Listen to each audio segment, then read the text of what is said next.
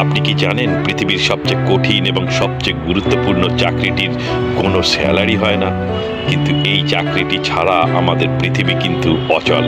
হ্যাঁ, আমি আজ একজন গৃহিণীর কথা বলছি।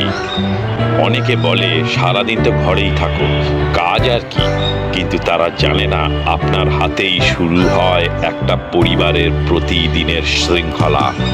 রান্নার ধোঁয়া থেকে শুরু করে সবার ছোট ছোট আবদার মেটানো, প্রতিটি কাজে মিশে থাকে আপনার নিঃস্বার্থ মমতা।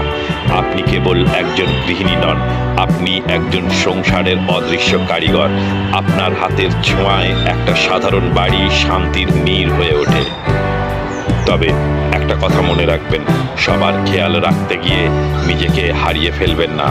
আপনি ভালো থাকলেই আপনার পুরো সংসার হাসি খুশি থাকবে। নিজেকে শ্রদ্ধা করুন, কারণ আপনি অনন্য।